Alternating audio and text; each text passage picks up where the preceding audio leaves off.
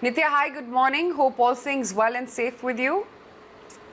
You so much. I'm actually recovering from COVID myself, but feeling better now. Thank you so much.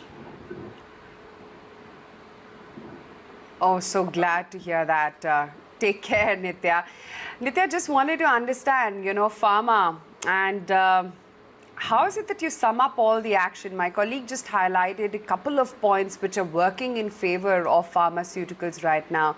So let's just pick up all of those points. And I'm going to start bottom up. The fact that FDA inspection has taken a bit of a back seat, that's also lifted a big regulatory overhang, right? Because about a year and a half back, you had negative news coming in. US FDA was extremely stringent. That takes a back seat because of the pandemic. And that's also easing some of the concerns. For sure. I think earlier this year, when I was speaking to investors, I did hear quite a bit of, now that US is likely to hit herd immunity, the FDA inspectors are getting vaccinated.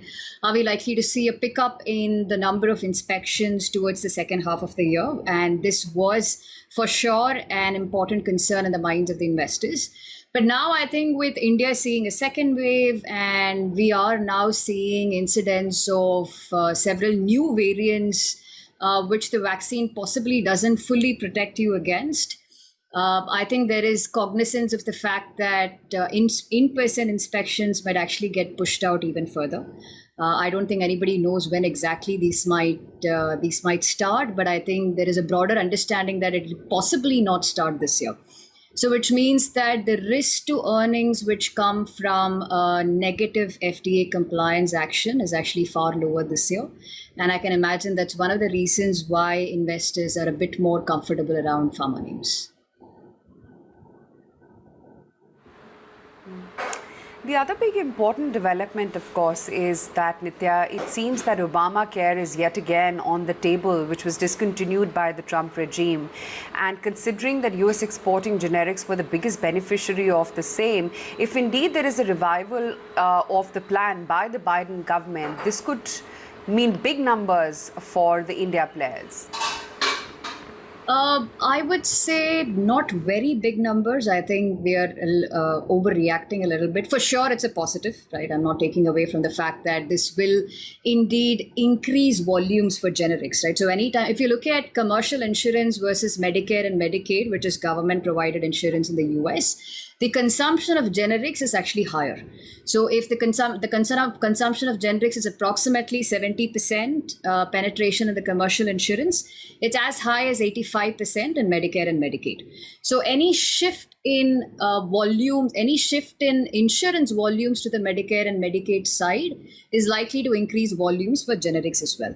But you should also understand that the pricing is slightly lower. So, but I think the extra volumes is likely to compensate. And for sure, it's a positive for companies that have significant exposure to US generics. But I think the buoyancy is probably more than what is warranted.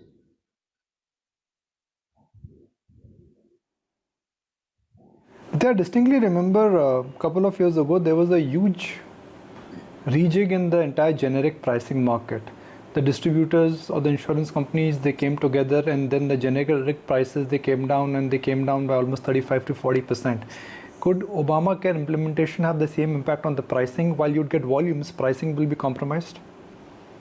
No, I think what happened then was very different, which is that the distributors consolidated pretty significantly. Three consortiums started commanding almost 80% of the market, compared to what was earlier a slightly more fragmented market. So these companies were actually able to exert a lot of pricing pressure on the generic companies. I don't think it's a similar phenomena with Medicare or Medicaid now suddenly capturing a larger portion of the insurance market in the US.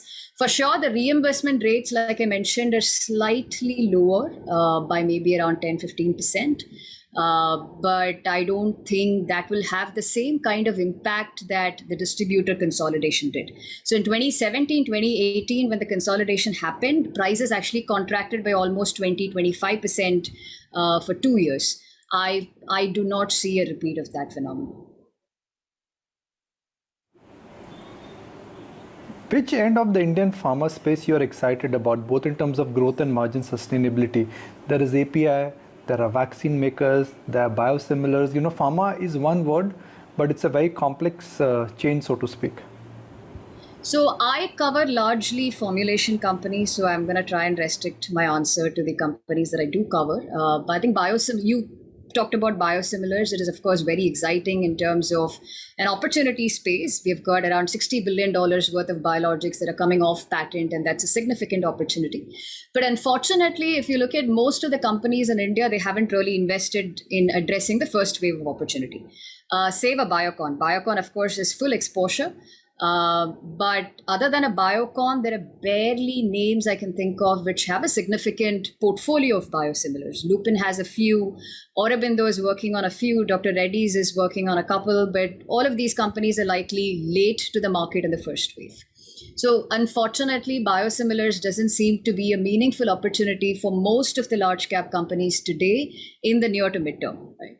And specifically for Biocon, we believe that they're struggling because their commercial partner in the US is not able to push the products as much as they would have liked to in the US market because of various commercial challenges. So Biocon, again, is likely to see a few more quarters of stress in terms of earnings because the products in the market aren't doing as well as expected, and their new products have also been delayed, right? So, but beyond biosimilars, I think the opportunity actually lies for large cap companies that have been investing in what we call complex generics. So these are respiratory generics or, complex injectables or complex ophthalmics.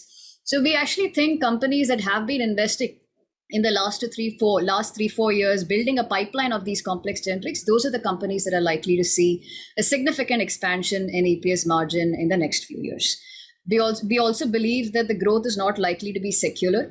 We don't think that the sector as a whole is likely to do well in the US market. We think specific names that have been investing in complex products are the ones that are likely to see a significant expansion in growth as well as EPS.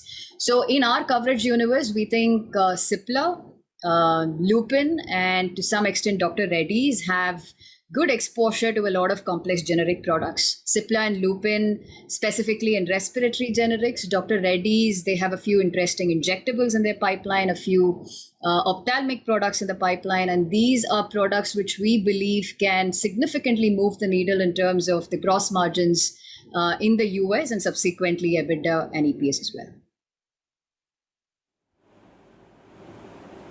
Some would say Cipla is an interesting choice because they are not a US dominant company, very large in inhalers.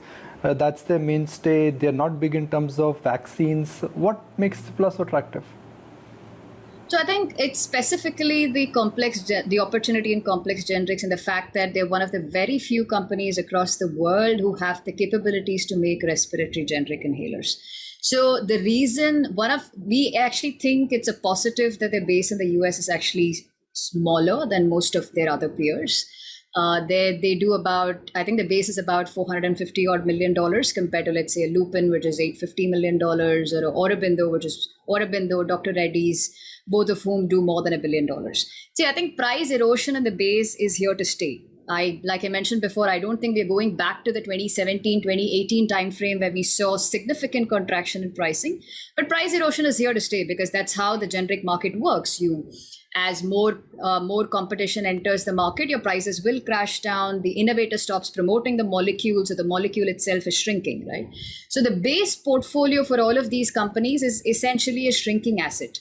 So the only way for you to grow in the US market is to be able to have enough number of new products so that you can cover up for the base erosion and grow on top of that. So if anything, for Cipla, we think the fact that they have a lower base portfolio in the US is actually a positive, which means that they need fewer new launch products to be able to cover up for the base erosion and grow on top of that. So for a company like Cipla, which is a smaller base, it's likely that their ability to grow is faster, and the delta that's likely to come through in the US market for a Cipla is higher than, let's say, what a Lupin or a Sun Pharma or an Aurobindo would be able to do. So, to give you an example, right? So Cipla was actually loss-making in the US in FY19. And to now, given some of the complex generic products that they have put in the market, they've actually announced that their US EBITDA is now close to the company EBITDA, which means they're right now tending around the 21-22% EBITDA in the US market. So that's the kind of delta that the company has seen because of the complex inhaler products that they have been able to put in the market.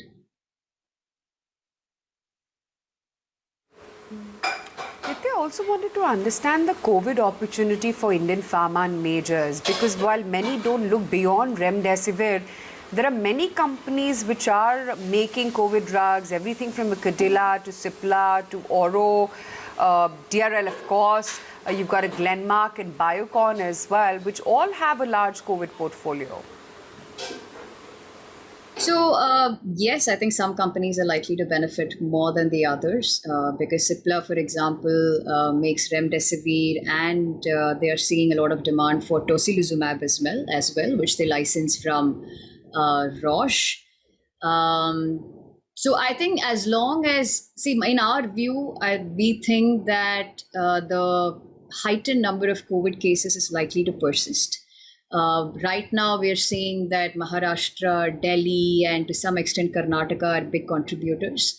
But in our view, we think that you're likely to see some kind of a cascading effect where other states are likely to start contributing more and more numbers in terms of new COVID cases. We are, in fact, starting to hear about Tamil Nadu contributing, West Bengal now contributing more and more number of cases. So the heightened number of COVID cases is likely to persist.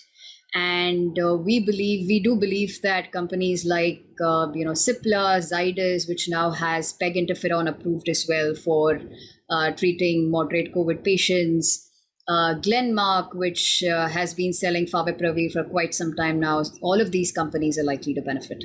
But I think the ones that have announced, I think we are seeing a significant shortage in the market. Remdesivir to a lesser extent now. I think people have been able to scale up capacities, and in my own conversations with people on the ground, I understand that both Cipla and Dr. Reddy's are significantly stepping up capacities to produce more of remdesivir. And I hear the same thing about Biocon and their itolizumab and bevacizumab product as well. I think there are enough efforts going on to increase capacities. And like I said, in our view, I think the demand is likely to persist at least for the next couple of months, and all of these companies are likely to benefit.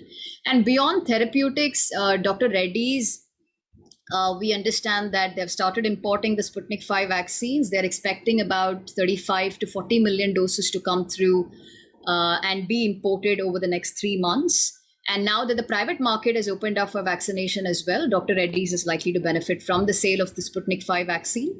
And beyond that, Zydus is, again, the timelines are unclear, but they are expected to secure an emergency use authorization for their own DNA vaccine sometime soon. We understand that phase 3 clinical trials are near completion.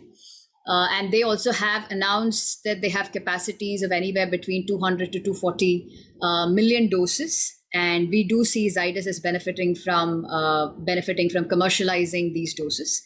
And the other companies listed names I can think of are Gland. Gland has struck a partnership with RDIF to produce a Sputnik 5 vaccine. Again, their partnership is not specific to India. The doses that they produce can be sold by RDIF anywhere in the world. But they have struck a partnership for delivering about 250 million doses. We understand that fourth quarter is when they're likely to start pushing out stock. So it of course depends on the demand supply situation at that point of time in the fourth quarter. But we do believe that Gland is the other likely beneficiary of exposure to COVID vaccines.